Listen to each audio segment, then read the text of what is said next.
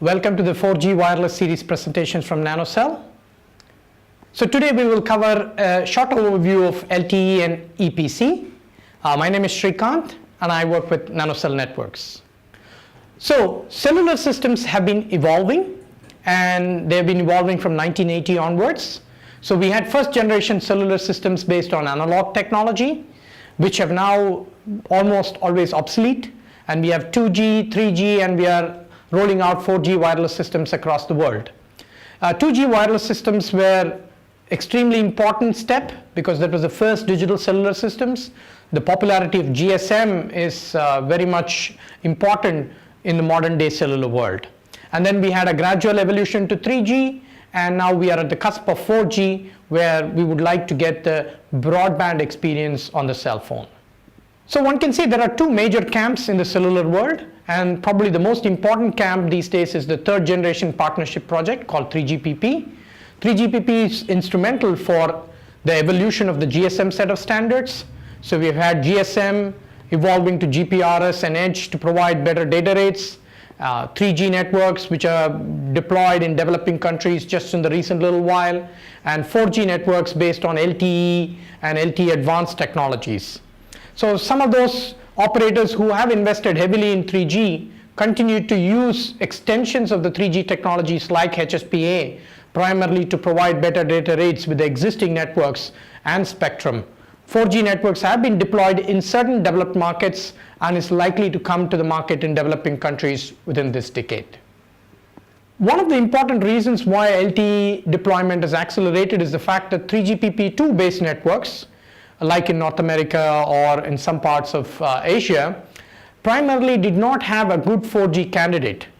And so while the user base needed the data rate supported by 4G, the standards did not support a natural evolution towards a 4G technology. So this made the deployment of LTE very important for them, especially in light of the competition from candidate technologies like WiMAX. So many of those legacy CDMA operators have also migrated to LTE and LTE advanced technologies, and so we have a common technology base at least for the 4G systems. One of the challenges, of course, in the 4G systems is we still have spectrum which is not harmonious across the globe, so device level compatibility will still be an issue unless we find some interesting ways of solving those problems.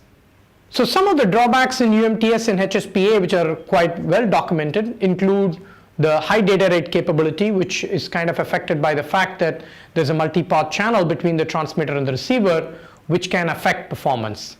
In addition, there are improvements to spectral efficiency, interference aspects due to the use of CDMA, and the fact that the combination of MIMO and the legacy technologies is not that easy. So this is one of the motivations for the 4G technologies, wherein brand new physical layer technologies as well as a packet core called EPC have been brought in to address this mobile broadband requirement in a very efficient manner. So some of the LTE targets, and as I said, LTE air interface targets and EPC core network targets include data rates and spectral efficiency on the downlink and uplink, certain latency numbers, which involve both air interface and core networks, as well as a common core for a variety of services. So many of these are in place wherever LTE deployments have happened, and we are continuing to evolve to LTE advanced to support higher bit rates as well as lesser latencies. So thank you for listening to this short presentation on the introduction to LTE and EPC. We appreciate your feedback. Please send them to the email below. NanoCell offers a variety of medium through which we can offer training services. Please take a look at our website for all details. Thank you and see you soon.